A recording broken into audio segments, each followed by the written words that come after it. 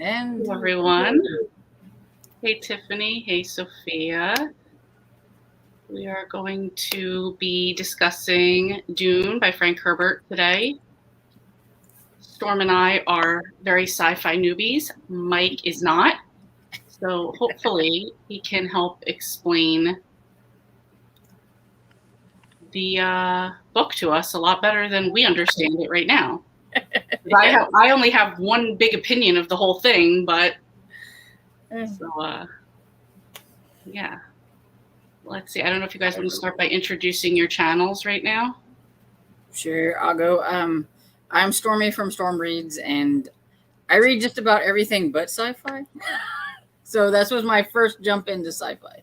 So, hi, I'm Michael Everts. My channel is Fit to Be Read. I review mostly classic science, well, all science fiction, but especially great classic science fiction. And Dune is one of my top 10 favorite science fiction reads of all time. So I'm really excited to be here with some wonderful women to talk about a wonderful book. Nice. And I'm Lee from Dark Roots Creations. I do read a lot of genres. Sci-fi is not one of them, but this was an interesting book to read. Oh, Breezy. Oh, So you're what- right. She did read Dune last year, and she really enjoyed it. cool. So what did you rate it, Lee? I was going to rate it 3.5 stars. I bumped it up to 4 because I do recognize that this is a classic book. So I respected that part of it. Yeah, because I gave it 3 stars. I enjoyed it, but at the same time, I was confused a lot. So I said if I tried to explain it to somebody, I have a hard time explaining it. I know kind of what was happening, but trying to explain it to somebody. Like I watched your video on Dune the other day, Mike, and I was like, oh, yep, that happened. Yeah, I remember. But it's like explaining it because I'm not used to sci-fi, and I felt like I kind of jumped in the middle of something. That's curious to hear too, because it's one of those books where I read it and it's, I just float. I've read it so many times now, obviously it flows for me. But even I think the first time I read it, it was just a really captivating story for me. But I think because I'm very genre specific, I do read other things, but I really mostly read science fiction.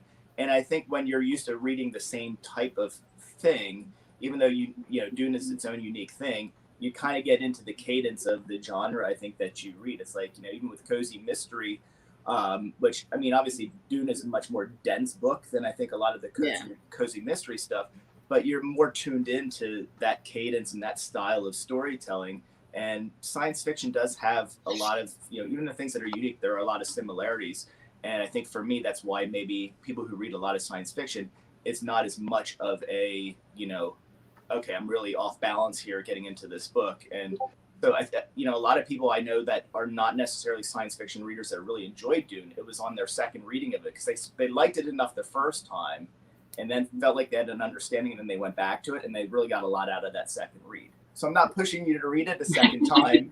Well, maybe I am. I'm always promoting the book. Well, see, that's just something that we were talking about too, because when I was talking to Lee and stuff, I said, I think this is a book you have to read more than once to really, because like once you've got the groundwork now, then you go back and read it. But do I want to go back and read it? That's a different story. Yeah. But maybe further on, maybe in the future, I'd try it again. But yeah, maybe what happens is a couple months from now, you're like, wow, some of these characters really stuck with me. And that might be the entry point back into it. It's like, there's a lot of books I read, that, I get done them. I think, okay, that was a good book, but what was special about it? And then months later, I'm thinking about the characters. I'm like, wow, that's why this is a classic. That's why this thing is special. It's sitting in here. Yeah, that's true. I do wish one of the main things I wish I knew ahead of time was that there was a glossary in the back to explain some of the words and the meanings.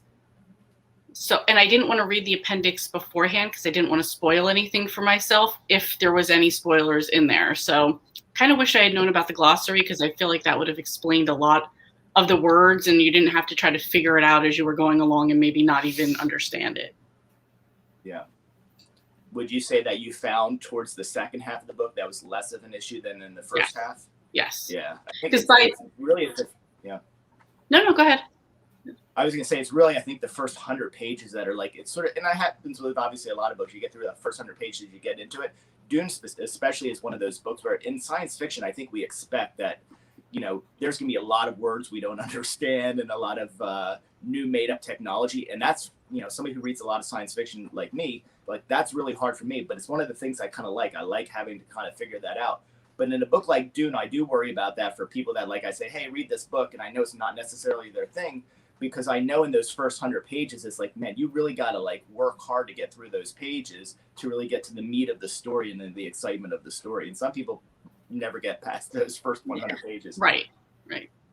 That's what everybody was telling us. So that's why we're like, we have to at least give it 150 pages before we bail out. So yeah. We also have Sherry that was also read the book with us. She's going to come on and I think her mic is muted though. Yeah, you might have to unmute your mic, Sherry. But yeah, I feel like that was it. Like, you're kind of struggling along with the wording and what they call people in the beginning, and you're not sure. Don't look at me. Don't say hi to me. And you're not really sure what they are. But as it goes on, hi. Hey. Hello. As it goes on, you're kind of like, I kind of have an idea of what some of these words are. I'm sorry, Sherry, what? No, I'm sorry. I was just going to apologize for being late. My daughter had to get me all inside of here. It's fine. It's fine. What did you rate Dune, Sherry? I kind of liked it. I think I might move on. I might read. I think I'm going to give it a 4, and I have already tagged book number 2 on my list. Wow. Very nice. So I want to see what happens to everybody. Yeah, that's something too. Do you like the sequels, Mike? Yeah, very much so. And that's obviously, I'm on a lot of Dune specific, a lot of science fiction channels in general on Facebook, and I like the interaction of those kind of groups. But I'm on a few different ones for Dune, and that's one of the things right now. A lot of the talk is like the movie coming up, but one of the things that comes up all the time is like, is it just the first Dune? People are divided. Like, I liked only the first Dune, or I like the first 3. Or I like the first 5, or I like the first 5, and then all the add-ons that Brian Herbert did after his dad's passing. And for me, it's really, I like probably the first 5 books of Dune, and the Brian Herbert ones they're fine. I don't have any problem with them. They're not in my like top list of science fiction, but I definitely think that the story is worth following on, especially because there's so much. The first story does stand as a full story, but there's so much in book 2 and Dune Messiah, Children of Dune, that's really great. Children of Dune is probably my second favorite of the series. But God Emperor, Chapter House, there's all a lot of value in all of those. First, if you liked the first one.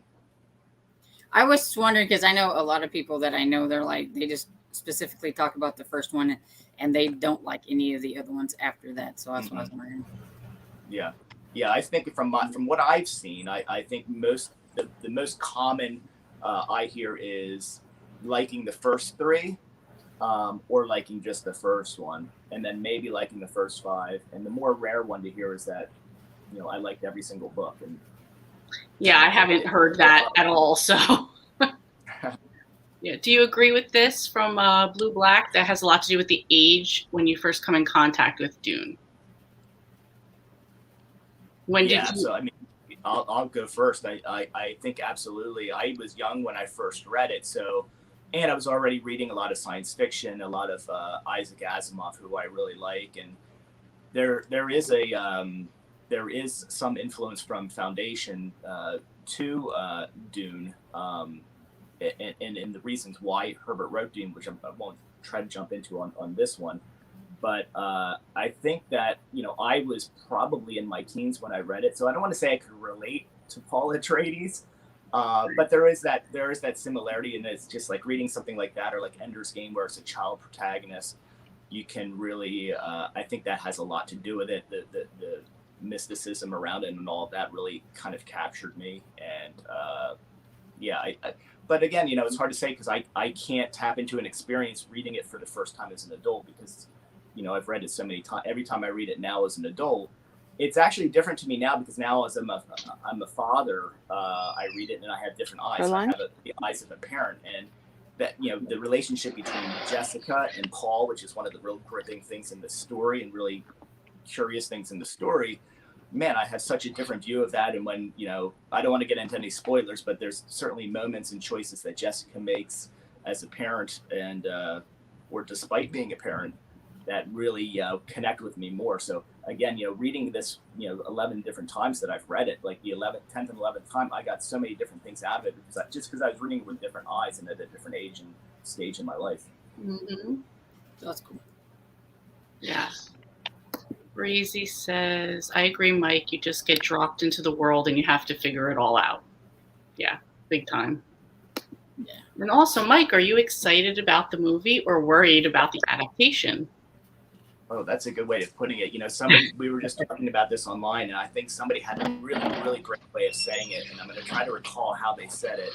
And it was, something about don't going in. If you go into it expecting it to be the book, I think you'll be disappointed. And I don't expect movies to be the book. I know people want to see, like, I want to see the Gom Jabbar needle be exactly the same, or I want to see, you know, this character has to look exactly like I pictured them, or, you know, hey, this character was a man and now it's a woman. I think you have to throw that all out the window and just take it for what it is. I like these characters. I'm curious to see somebody else's interpretation. As soon as you put it on the screen, it's different because reading this story, I've created all these people in my head already, and I have my own view of them. There's no way Dennis Villeneuve is going to be able to recreate that. So I'm not going to expect him to put on screen exactly what I want to see.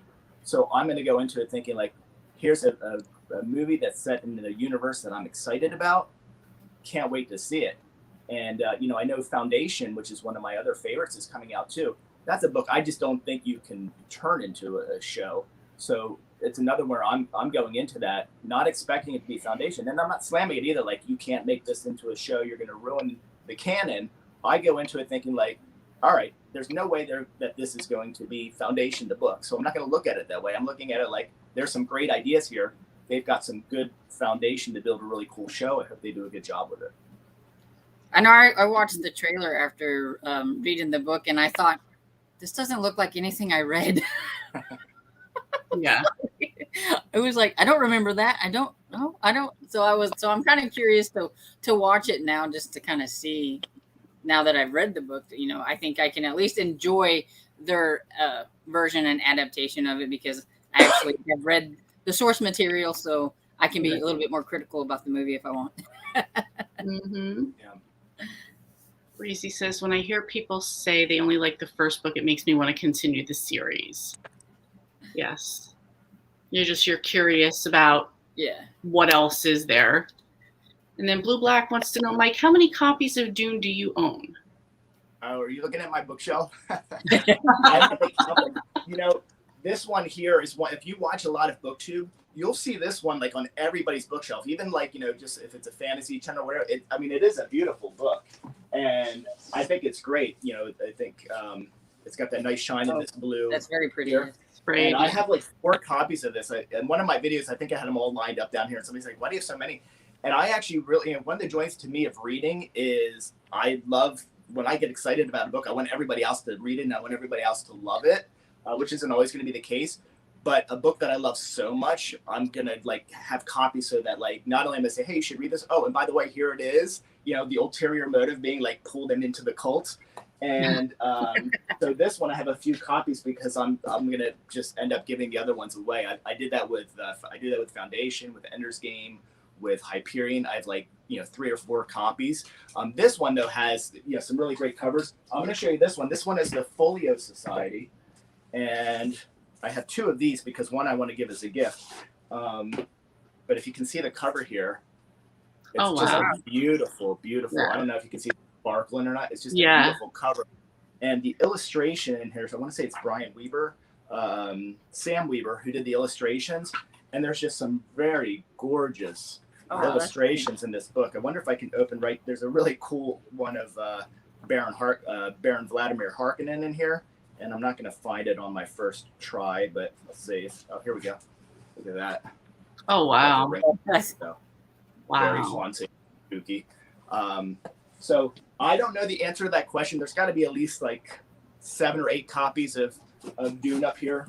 Maybe I'll pull some out while we're having the discussion and see what I can show you. This is one of the newer kind of commercial releases.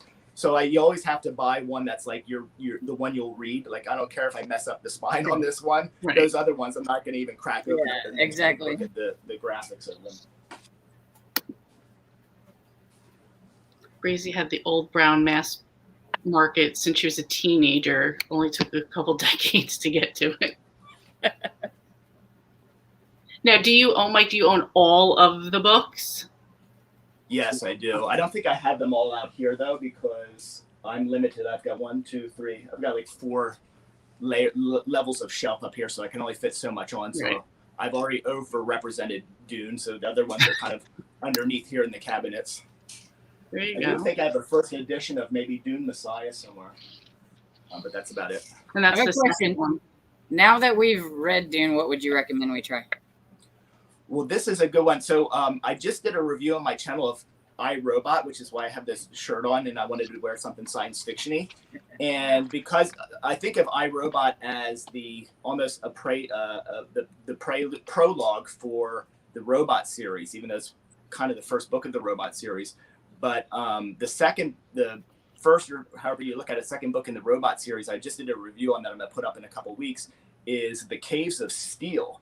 And I specifically wanted to mention that to you guys because it is like, it has elements to it that like kind of overlap with cozy mystery.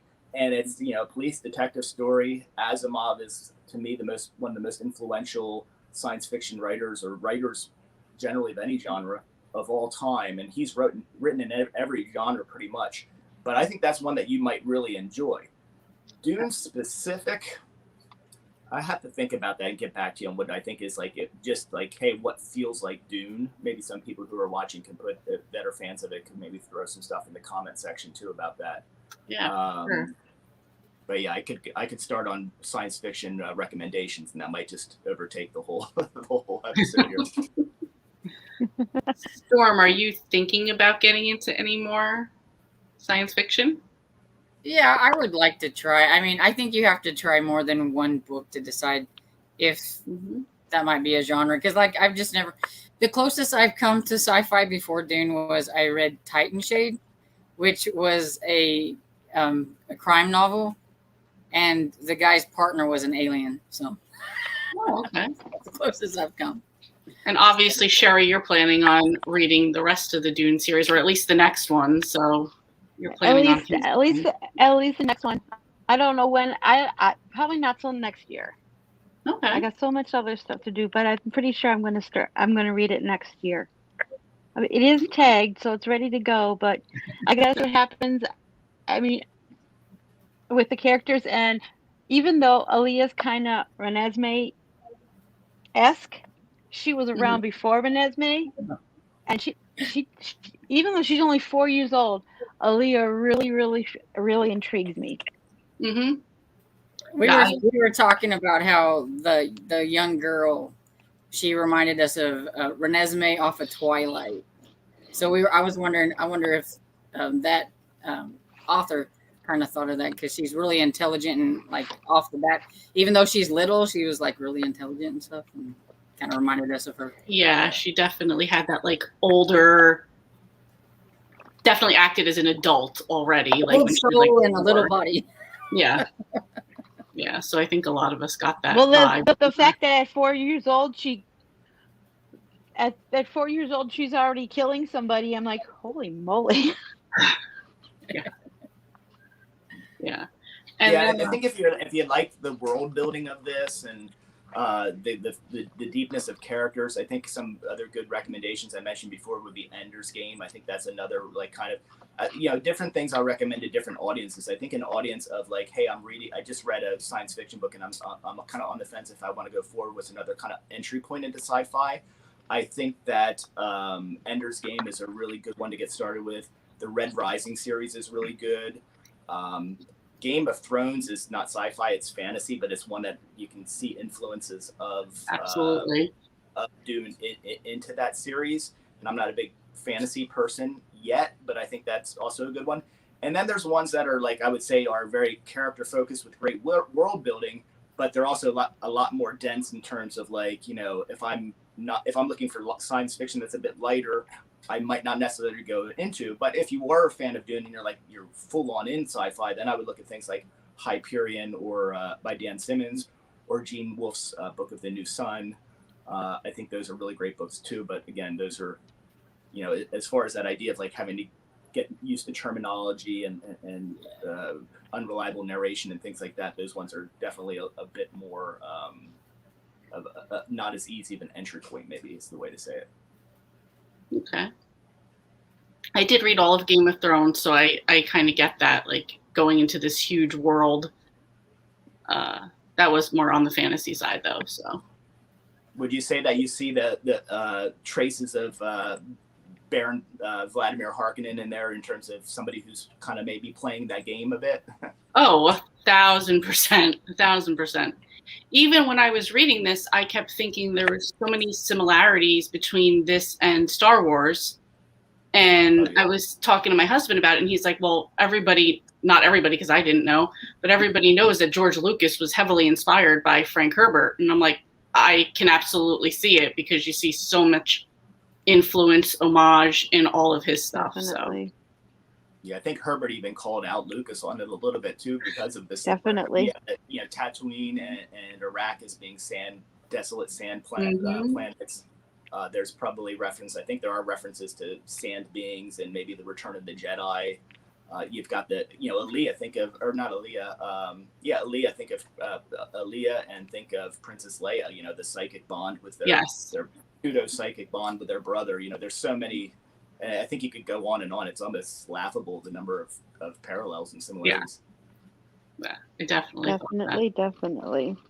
Mm-hmm.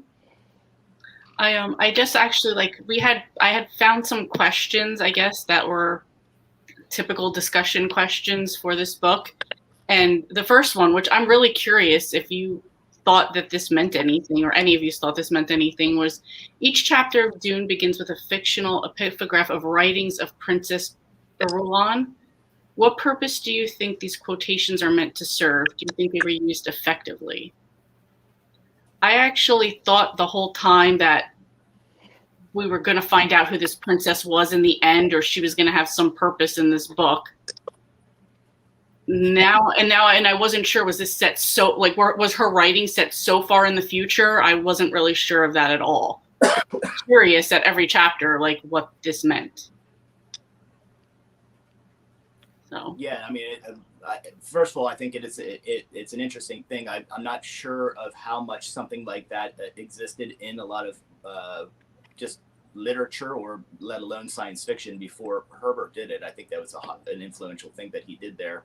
And obviously, for me, I think it's just really to set the tone. It's, these are future writings, harking back. And I think, to me, I feel like the main effect of it is to just kind of put you in the mood of the story, which I think it really does. Mm-hmm. And then we don't, really get a feel for the character for Erulan other than through those chapter beginnings until the end of the story. And certainly she figures in, without saying it, without wanting to say anything that could be potentially spoilerly, we do get to learn who she is through the series. Yeah, and I mean, I'll be honest. This is not a spoiler since it's not true, but I kept thinking that somewhere along the way that she was going to be like Paul's child. Yeah, I was curious of who she was. It was just, and I kept thinking, well, maybe now she's going to be in the story. Well, where's she going to be? Yeah, I was expecting her to become a character in it or something like that. Louis says, for me, the princess's excerpts manifest so beautifully Herbert's authorship mastery. Yeah, for sure. I do think that was like the more beautiful writing that went on. So I think that one of her main purposes was to be his storyteller, since he didn't care about her any other way, her main purpose was to tell his story. That's true. Yeah, she wasn't involved like that. Another one of the questions was, I don't know if I really care about the second question, but I'm going to throw it out there anyway. A lot of information and backstory is contained in the appendices that follow the main novel. Do you feel some of this information should have been integrated into the text? Why and why not? And I absolutely think it should have, because particularly the glossary, because like I said, a lot of these new words, you have no idea what they mean. You have no idea what it means to the story. If I had known it was there and I had looked at it beforehand, I feel like I would have had a better understanding than just being thrown into it. I'll go. So I'm going to be such a hypocrite because I'm reading a book right now, Adrian Tchaikovsky's Shards of the Earth, which is his new release. And I'm reading through it. And one of the little criticisms I have is particularly that, like, we're really thrown in, which I don't mind. I usually like that, but it's like, okay, this race, he has a bunch of different races. You need to like describe this race a little better because it's an important scene. I want to be able to visualize what I'm looking at. I can't assume.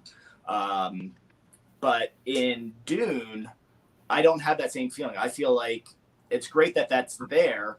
I think it's just a good reference. And Shards of the Earth does the same thing. It is in the back. So like I find myself reading and then I go in the back. And I kind of like that it's in the back, that it's accessible and it's there for me because then I can figure it out. And then, you know, a lot of times, again, with science fiction, that happens a lot. You're introduced to a lot of different things and terminologies. And, you know, a book like Neuromancer is for me, was the one that was like, oh, my God, there's so much being thrown at me. I have no idea what's going on. And I had to go and there wasn't appendices when I read it the first time in the book. So I had to go and like look and like I looked at the audiobook after each chapter to listen to William Gibson reading it and trying to like get it from the inflections of his voice, which actually helped me to pick up on some things like that. So I think with Dune, I kind of like it that like it just adds to the mystery and the mystical appeal of the story that you're kind of a little bit lost in there, but never for me so lost that it ruins my ability to get and jump into the story. I mean, I'm trying to think back to when I read it the first time, and I do remember being a little backwards on it at first and being a little frustrated by it. But by the end of the book, like I just appreciated the whole experience. And I think an enjoyment of the book, it doesn't happen, you know, when you say like I persevered through the first 100 pages, that's not usually something you say about a book that you enjoyed. But there are books that I just feel like, you know, part of the perseverance of getting through the tough part and then really coming to appreciate what you've learned and learning this new world and having the discovery. I think that is for me, something that I really enjoy in a lot of science fiction. I did listen to the audiobook while I followed along, and I think that helped a little bit, and it helped me be more interested in what was going on, because I would never been able to pronounce any of like those big names or fantasy names, you know, sci-fi names. And so it kind of helps like, oh, that's how you say that. Okay. I would have never. For sure. Well, another thing Herbert does too is he gives you all these different names for Paul, you know.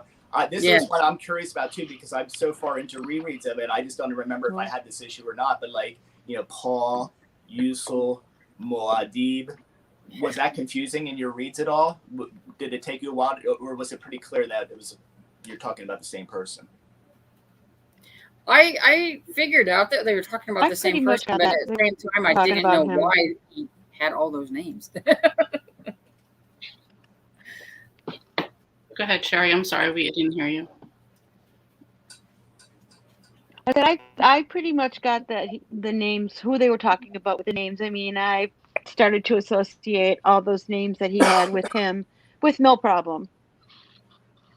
Yeah, I agree. I feel like by that point, you were already the 100 pages in. You've already kind of learned these other names. You're kind of just going with the flow of them, and you've figured out who people are. So I think at that point, you've kind of already learned a little bit of their language. And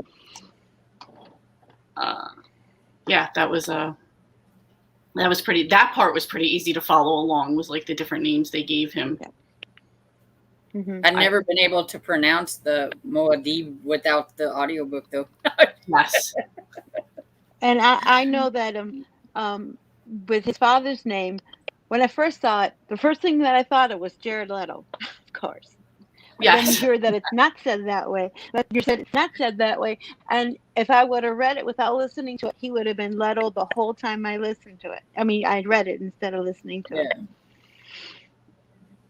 Now, Breezy says she generally likes the mystery of figuring out what things mean from the context, but I also think a good author gives enough clues that you won't feel frustrated the entire story. Exactly. I feel that Herbert did that very well.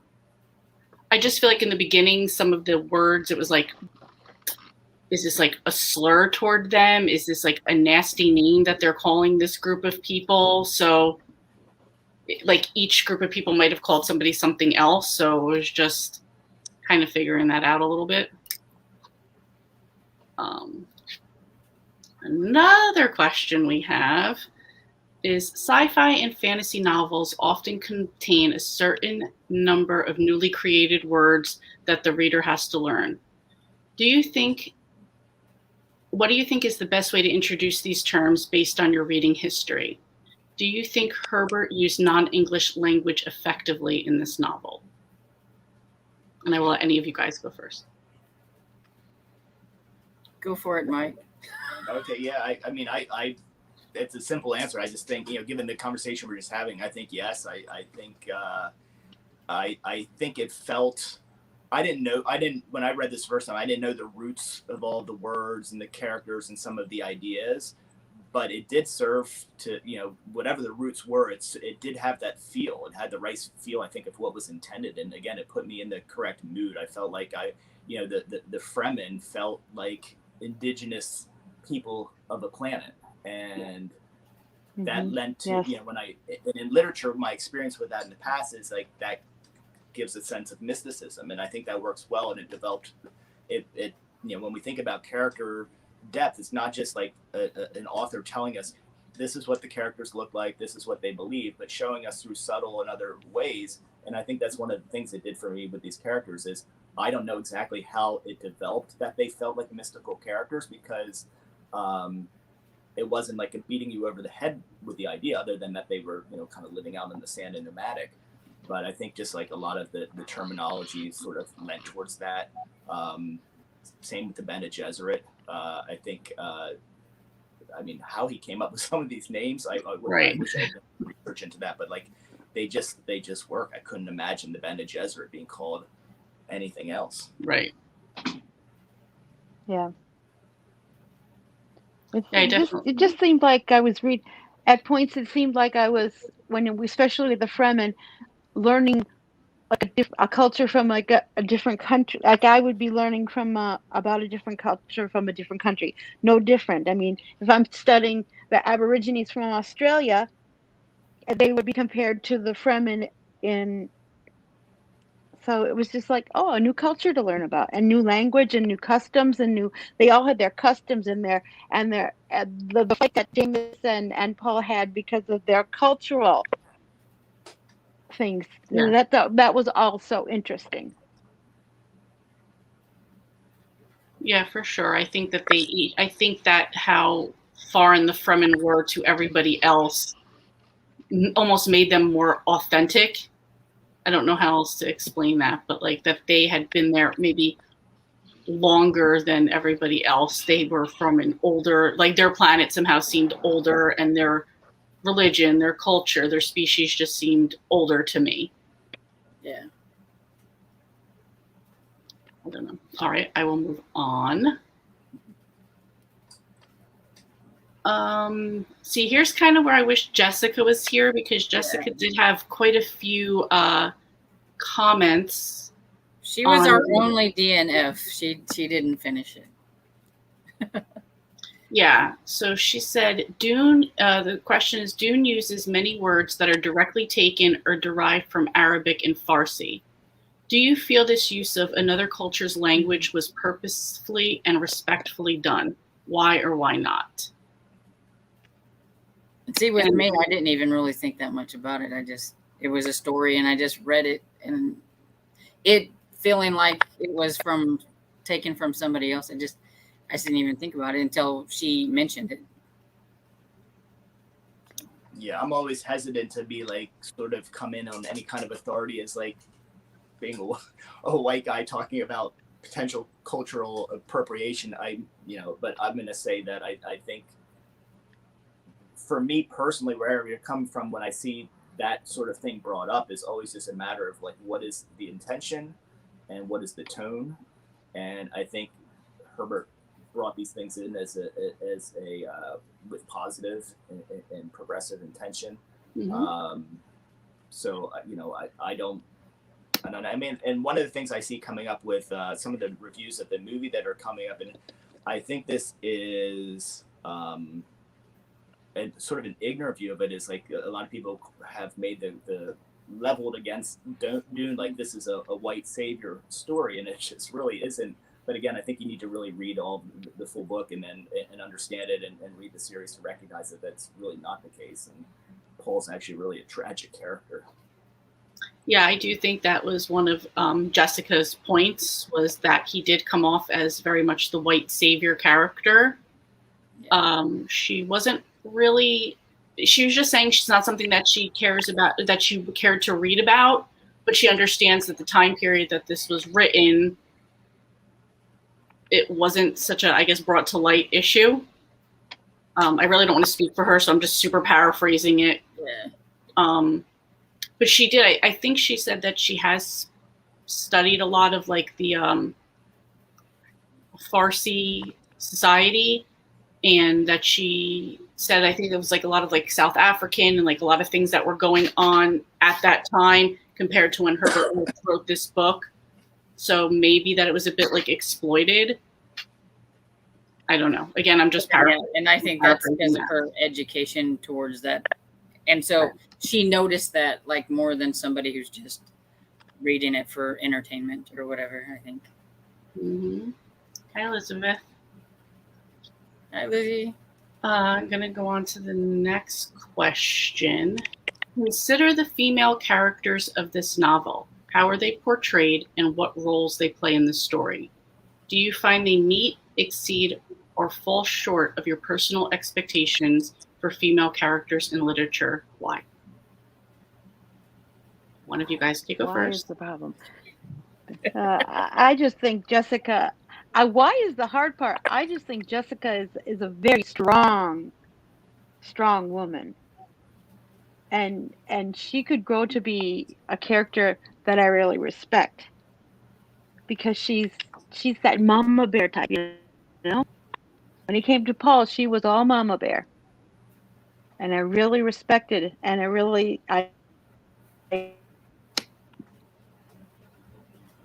Yeah, I think in this story, none of the characters are all good or all bad, and that's great. I think I love to see that in any story. Looking just through the lens of classic science fiction, for one, this is a great demonstration of, I think, women in literature. Like every female in this story is a badass. Mm-hmm. Jessica, who you just talked about, and then the Bene Gesserit, who are she's fierce, as we really formidable. Okay. Yeah. For sure. Storm, any thoughts? I don't hear. Not really. Yeah, I don't. I mean, science fiction, women are often relegated to roles of, the housewife or just not even present at all. And, Asimov is one of my favorite authors of all time. And I actually don't want to bring him up because I think there are a lot of classic science fiction where you can really paint the misogynist brush all over it. And I don't think Asimov is one you would really do that with, but there's criticism, like in the robot series, there's never any female robots, and there's, some of the there's not a lot of female representation, though he has had feminist heroes in his work. And I think he just had a very cynical view of humanity. So of course his future may have social and gender roles be somewhat similar, even thousands of years in the future, because he's often comparing humans to robots and using robots as a microscope to examine what is humanity, what does it mean to be human, and has a much more sympathetic view of robots than he does of human beings. So it doesn't surprise me that maybe his future hasn't changed a whole lot. But then you have folks like Robert Heinlein and look at A Stranger in a Strange Land, and it's just horribly misogynistic. I think if we're grading on levels of female representation, as far as classic science fiction, I think Dune really gets it right.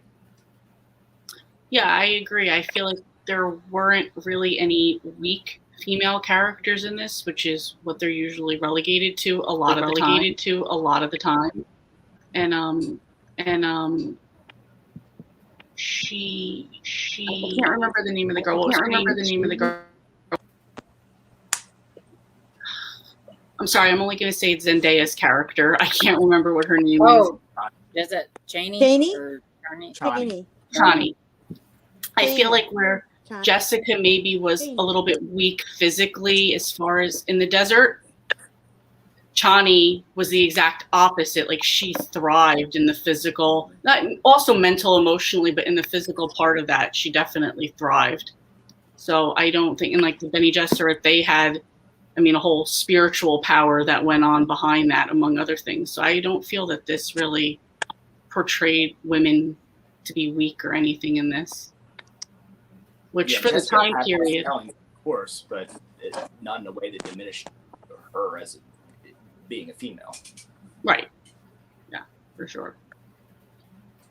All right, I'm going to go on to our next question. The Fremen are arguably the most interesting part of Dune. Why do you think this is? What is it about Fremen culture or the way it's written that makes it fascinating to learn more about?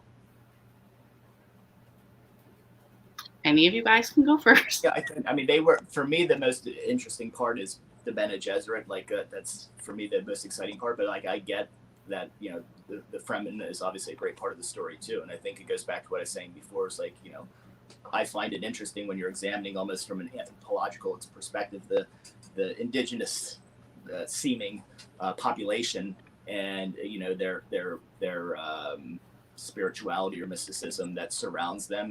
There is a sense of mystery there. So I think sense of mystery is always something that's a great draw. You know, the way that they handle leadership and problems, and then, you know, the lore that was planted in them eons ago by the Bene Gesserit. All of that, I think, just leads to the mysticism of it, and where the most unique and unusual things that were happening in the story were happening among the Fremen, and, you know, how they harvest the spice, the riding of the worms, the water of life, and all of those things were, you know, very unique. While in the rest of the story, there are things that were kind of interesting, some of the technology and stuff like that, which is stuff I think we come to expect in a lot of science fiction. The world building, different worlds, and the politics of different worlds are exciting. But I think the real mystery, exciting part was really squarely situated among the Fremen.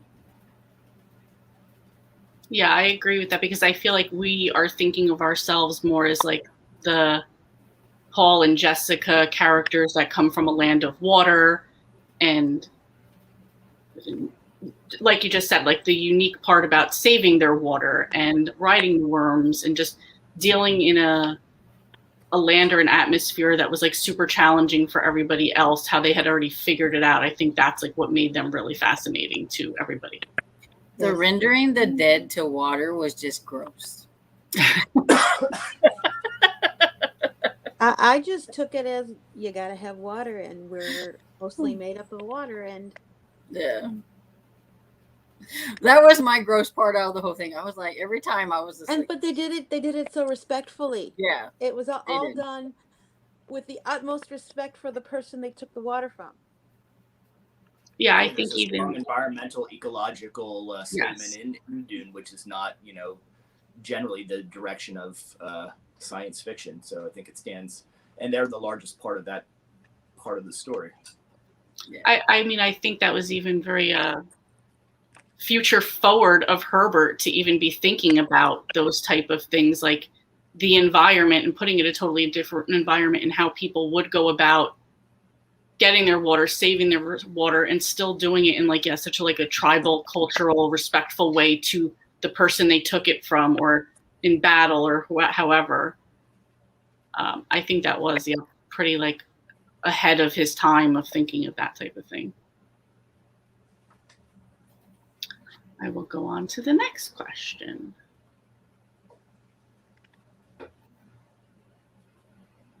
This kind of might go over into stuff we were just talking about. The people who can destroy a thing, they control it. Consider this quote in the frame of our world today: environmentalism, politics, civil rights, etc. Do you think it holds true? The quote was, "The people who can destroy a thing, they control it."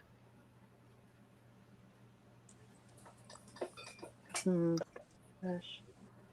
Yeah, I definitely think in today's climate of everything that happens. Yes. Yeah, I think, I mean, we can look at it just in, and this is not making a political statement in any way, but just look at, like, you know, the elections and, you know, the extreme ends of either party, you know, are the ones that have really the influence, because, you know, if you're on the far right or the far left, you have the power to bring down the establishment. The establishment wants to win elections, right? And they want to take that middle road.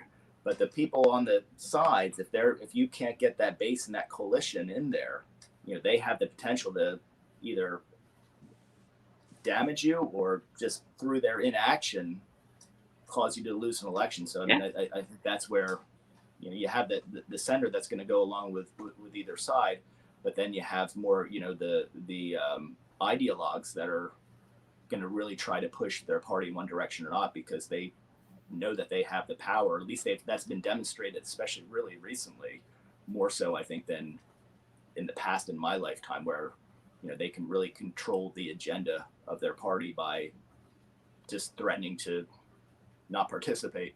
Right. Absolutely. True. Very true. I really don't want to harp on that question too much, because I think it does bring up too much controversial for us. Definitely. 8. This is the last question on here. What novels have you read where you can see Dune's possible influence? What forms does this influence take? Subject matter, world building, narrative structure, etc. I obviously don't read that much sci-fi, but like I said, I saw it a lot in Star Wars, so I see where that did have a lot of influence. Mike, you might have a lot more since you read a lot more sci-fi. And yeah, I feel like I already sort of said a lot. Set my thoughts on this one with Star Wars. I know that a lot of people have found parallels to a series that I haven't read, which is Wheel of Time, and I know that there's been a lot of you know, a lot of folks feel that that's heavily inspired. A lot of that's heavily inspired by Dune. Again, going back to Game of Thrones, Star Wars. Again, going back to you know, we've got the two princesses. It seems very similar, being on the desolate desert planet. Yeah. You know, sandworms. There's there was a movie with Kevin Bacon a long time ago. Tremors. Tremors. Yeah. That's what I think of whenever I think of those worms. Yeah. And I think that's a good one. And this one is just literal. Obviously, Dune inspires Dune, but I don't think we mentioned it because there is a new movie coming up. There was a 1984 movie done that, like, some people like really enjoy from a cult classic sort of way, and a lot of people just like really hated it. Yeah. I'm not on either extreme camp. I thought, like, it's okay. It wasn't I didn't think it was a great movie, but I wasn't like, oh my God, this is horrible. But there was a series done, I want to say it was in 2000 on the Sci-Fi channel, and they did a series for Dune and then a follow-up called Children of Dune, which was really Dune Messiah and Children of Dune together. And it was very good. It was the closest adaptation to the book I've seen, even though like some of it's different. But it was great. The acting was good. James McAvoy was the role of Leto in Children of Dune, and it was really low budget. But for being low budget, they did a really great job with it. And if somebody really likes Dune, I would recommend that series if they haven't seen it. I think it's a good, like, if you've read it and you still, like you were mentioning, like, maybe I don't still have everything, like, I think watch that series. I think you could really enjoy it, especially, again, it was really good acting in the series, and I think it's also a good setup for like getting ready for the movie that's coming out that I'm hoping is going to be really wonderful. Yeah, that's the reason I never touched the book, was that 1984 movie, because it was so. I watched it and I'm like, yuck! It was awful. I mean, even Sting could not save the movie.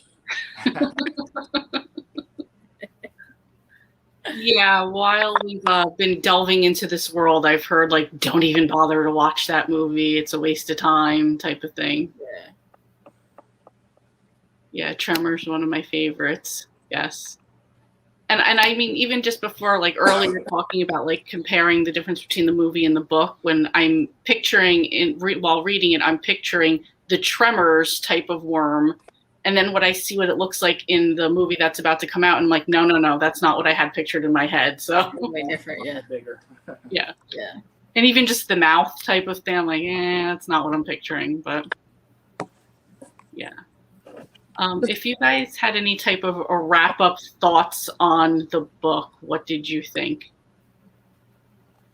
I mean, Mike, I know you're obviously going to have a lot more than just us three who just read it for the first time. Like I said, I mean, I enjoyed it, but at the same time, I was still quite confused. Like, I mean, I got like the premise and all the stuff that was going on, but I don't know. It's just in my head, I was having a hard time wrapping around it. I guess I don't know why, but it was just, and so maybe if I try another book in the series, I don't know if it would help, or maybe in the future I'd try to read it again. I don't know. Okay. What about you? I know people have liked it and not liked it. It might just not. It might just be a 3. What did you say? A 3-star? It might just be a 3-star book for you. And it might be. I'm certainly not one who says, yeah, I loved a book and therefore I can't understand why somebody else doesn't love it. I mean, I can see that. I can understand. Yeah. It makes sense. Well, it's like I enjoyed it, but at the same time, I can't put it into words, like, so I feel like I just didn't grasp it enough for it to be a really good book for me. Yeah. That it was okay. Yeah. And if somebody recommended me a book and I read it and I had that kind of feel of it, I'm not going to be in any rush anytime soon to read it again, unless like months later I'm thinking like, I'm still thinking about these characters. And then, I saw this movie. Like, let me go back and read it again. That could happen, or it might not. It's just a big shock to me since it's so out of my comfort zone that I gave it a 4-star, and that I do want to continue it. I never would have said when I first started reading it, I'm not going to be going any further. But yeah, I got to see what happens to some. Got to see what happens to some of these characters. It's a shock to me that I want to continue. Yeah, I think, Mike, when you challenged us to this book, and some of us were like, all right, well, we'll give it a try. We'll see. And we gave ourselves 2 months. And I mean, I'm impressed that we all finished it way before that amount of time.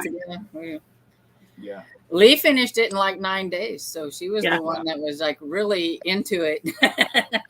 I just think it's fun to hop out of genre. I watch a lot of BookTube and I love the community of it. And I find that like I watch more non-sci-fi BookTube. Like I go I'll watch Tiffany's live stream and I'll see you ladies on there. And there's some comic book channels I watch, and I don't read cozy mystery. I don't read comic books. I don't really read fantasy, and probably most of the channels I watch are fantasy. And I just like the community of it, the conversation of it, the welcoming nature of it, and things like that. And I think it's just really great that you did this, because it's I'm gonna love watching science fiction stuff, but that's where I'm always immersed in that. It's in hearing things from people who are different from me, look different from me, read things that are different from me, from different cultures than I'm from.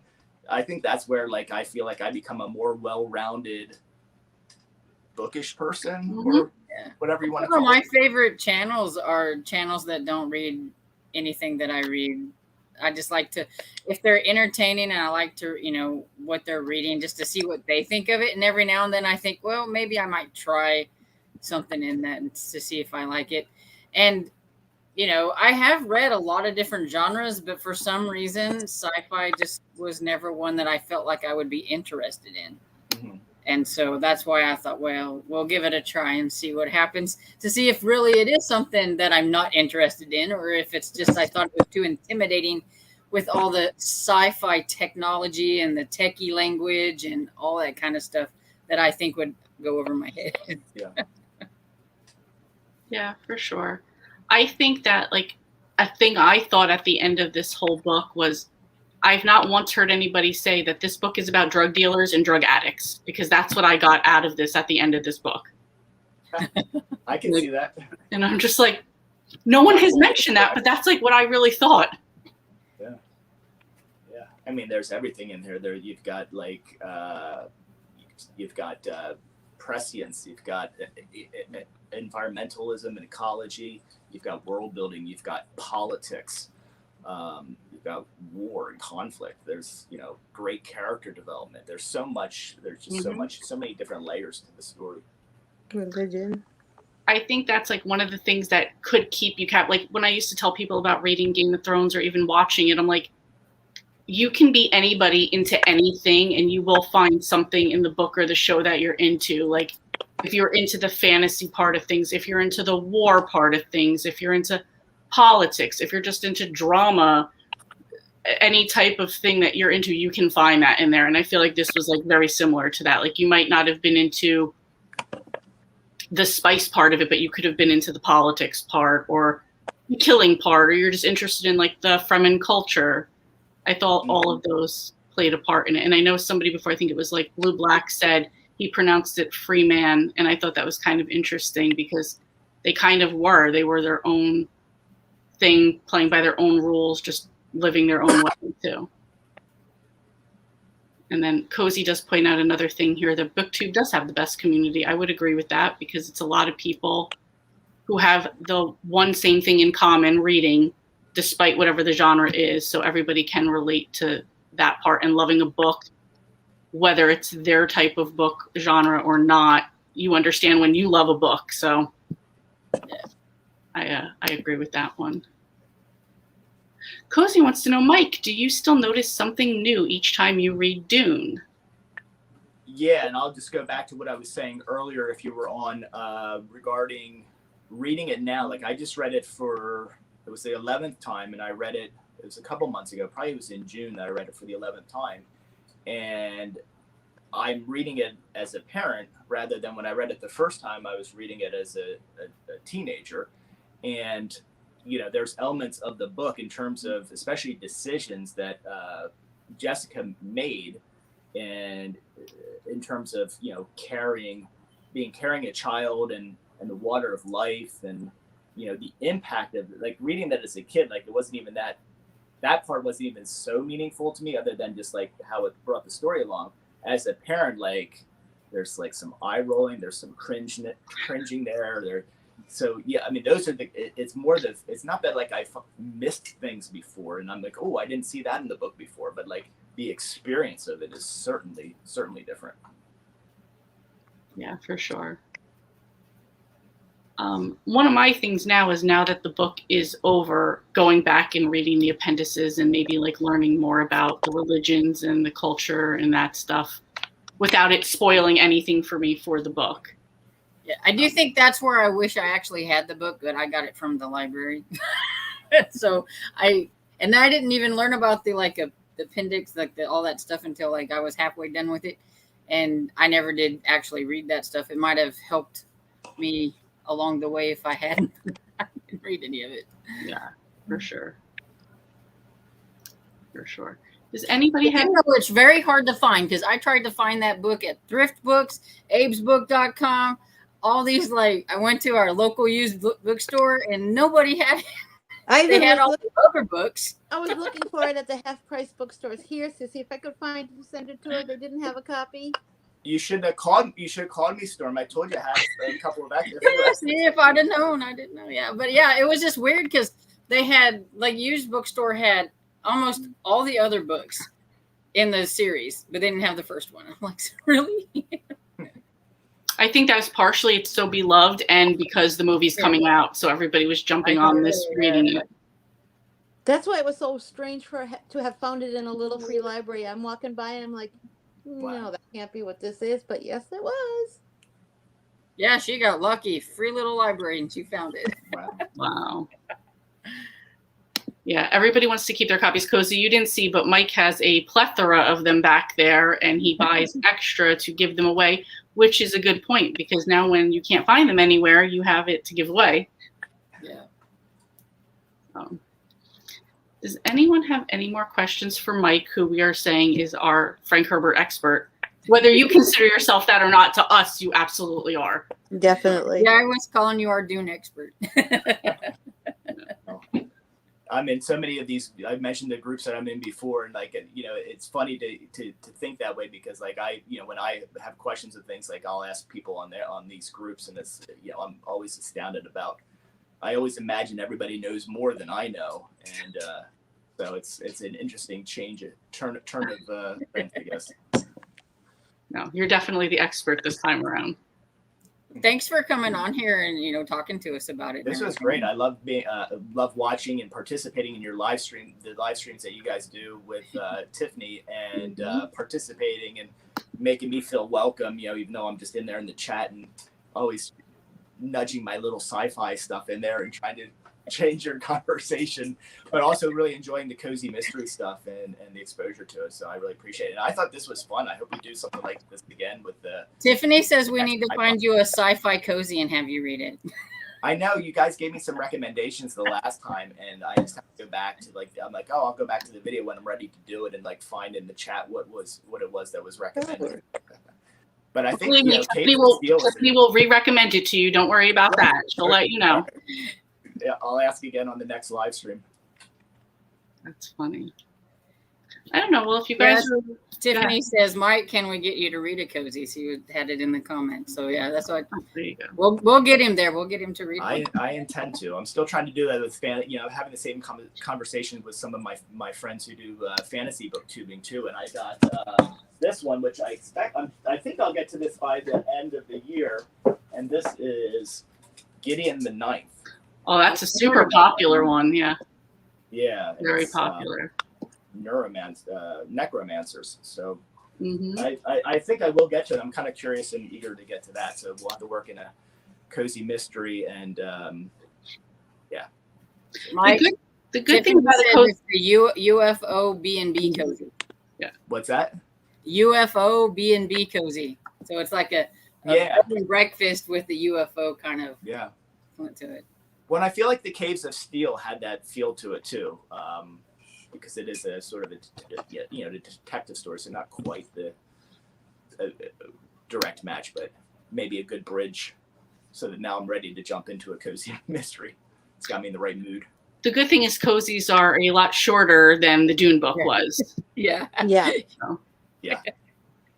So you don't have to. Yeah, he has to read at least 2 or 3, since we read the Hey, just one, just to get in the genre. We did it. He could do it too. Yeah, absolutely. He could do it too. Yeah.